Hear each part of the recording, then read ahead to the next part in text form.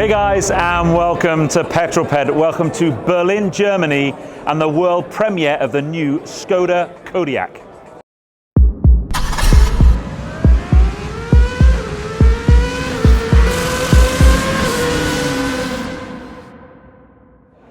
Now then, before we find out about the new Kodiaq, if you haven't done so already, please hit that subscribe button. It helps the channel so much to grow, gives me access to events like this, and if you really want to follow what I'm doing, turn on that notification bell and you will be notified every time a new video drops on the channel. Now then, let's go and find out more about this new Kodiaq.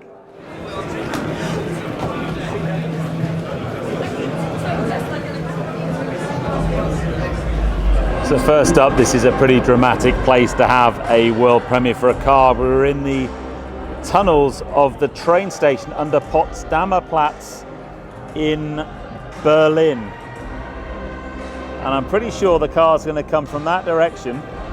I'm here with Nick from Love Cars. Are we ready for tonight, mate? We're ready, aren't we? Come on, bring it on. Yeah, I think the car's going to come down from there. But yeah, very, very cool.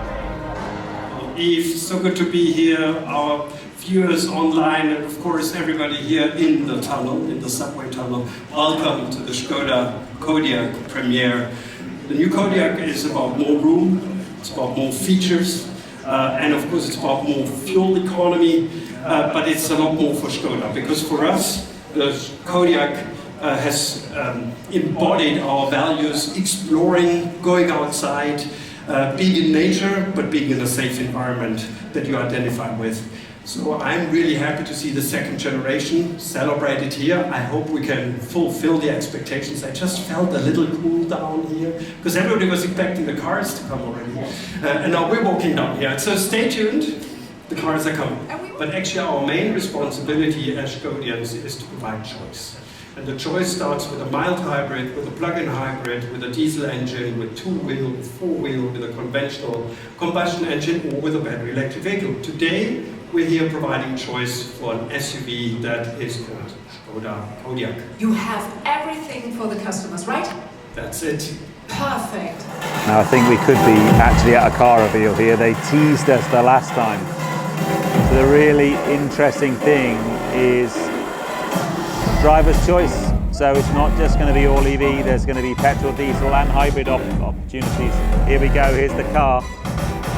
Try and zoom in. Got some guys standing for this. Here she comes. There he goes, there's the new Kodiaq.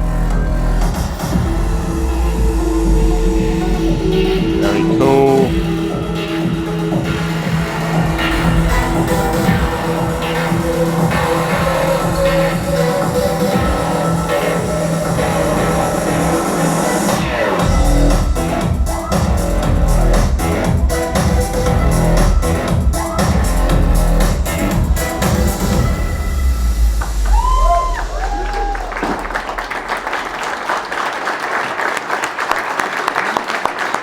Now, as car launches go, that one was pretty spectacular. The big challenge I've got now is trying to get a car without hundreds of journalists around it. So let's head up this way, because I think this is our best bet, because that tunnel, the second that the everything stopped, basically there was like cameras and people around. So I'm hoping up here we might get near one. You never know.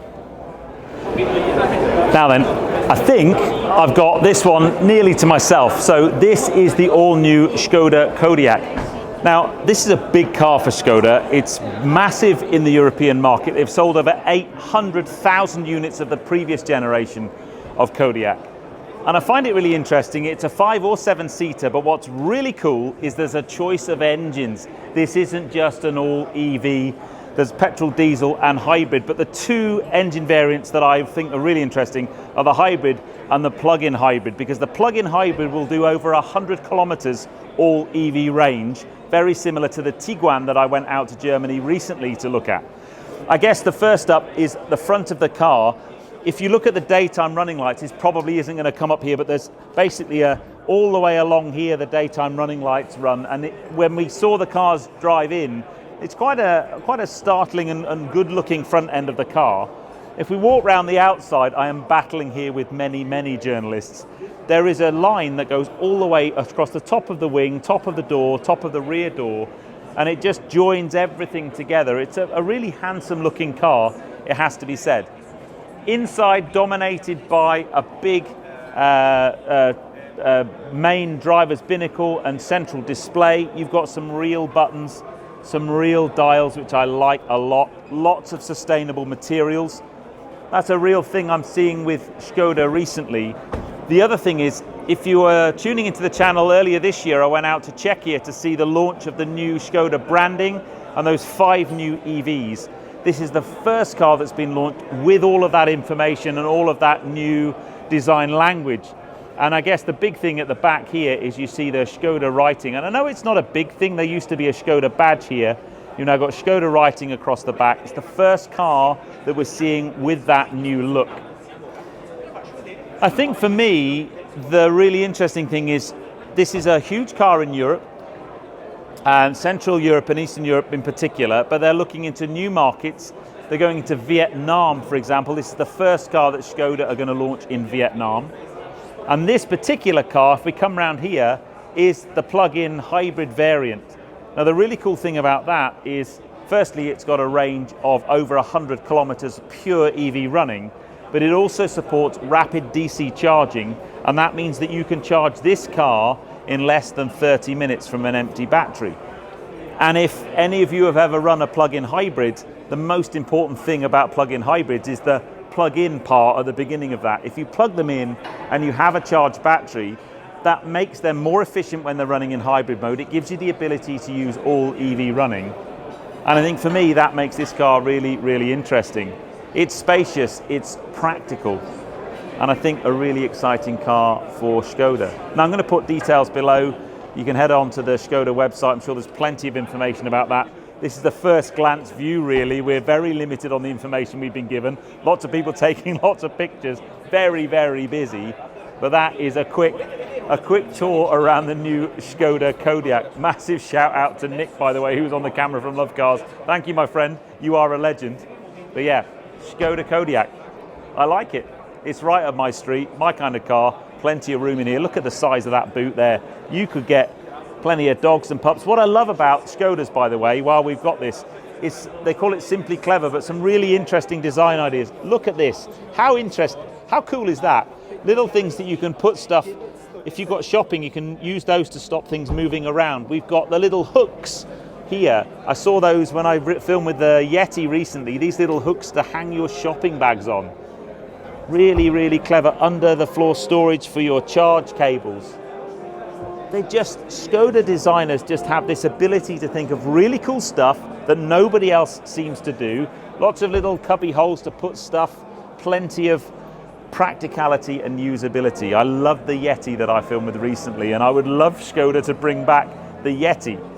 But we see the DNA of the Yeti in these modern cars. We see the really clever bits of design, interior use of space, interior things like that. I know I'm mildly obsessing about the hooks for shopping bags, but it's just a brilliant idea. There you go. That's the new Škoda Kodiaq. Thumbs up from me. Now then, a little bit of an update. This is a real smash and grab job.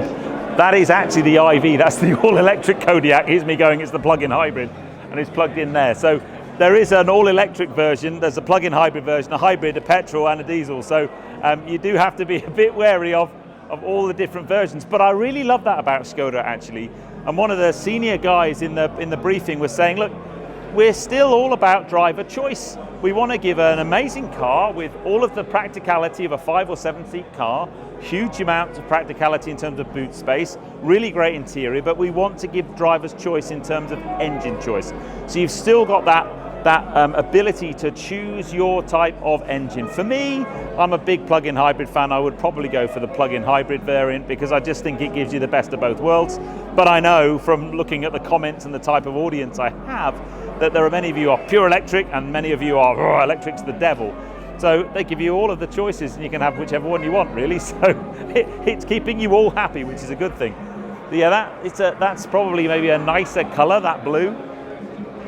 And you can just kind of see it's a very very classy, very clean shape. I like the side profile's really smart actually. But yeah, very difficult to get certainly to get the exclusivity to just stand in front of a car on your own in one of these events. It's almost impossible actually.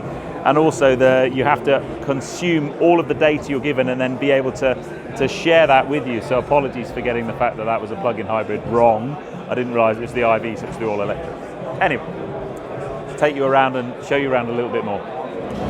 Now looking at the detail, one of the things I'm not too keen on is this top right hand corner of the wheel arch. It doesn't seem to have the same spacing around the wheel and tyre all the way around. And I'm just not sure. When you look at the side profile, it just doesn't look great, to be fair. The front wheel arch is a little bit better.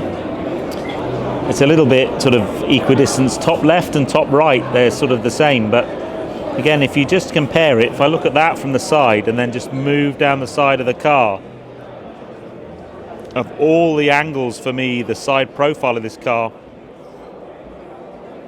is the one that lets it down. Now I do love the front end. I see a lot of Škoda Enyaq in that front grille. But when you look to the side, if you just come to this kind of angle around about here, it just starts to look like an awfully lot like a BMW X5, especially on that front end grille. Turn the lights on just there. This kind of angle just here. There's a lot of BMW in there for me. A lot of BMW. Not so sure that's a bad thing, but there's a lot of BMW. So final impressions on the Škoda Kodiaq after seeing it for the very first time. It's really difficult in an event like this to get anything other than aesthetic appreciation. I like the style and the design, it's quite clean. I like the concept, the fact you can choose your engine choices. I think the colours look probably better if you've got a deeper colour like that blue just there. The interior looks nice, and certainly the dash, real buttons, and it's got a big screen for sure. But I like the quality level that Škoda are pushing at. They really are. For me, every car that they bring out is just a step above. We came here today in an Enyaq IV and a beautiful interior. We wander down here. Let me just come down this set of steps, try not to kill myself, and just look at this car under headlights here. It's a lovely, lovely looking thing. There we go. So yeah, I think for me, you can see there that line I was telling you about, that line just along the top there. It looks really nice and detailed. Come around the front, unfortunately we've got people having photographs and models having their picture taken. But yeah, it's a good looking car, really, really good looking car. And I like it a lot.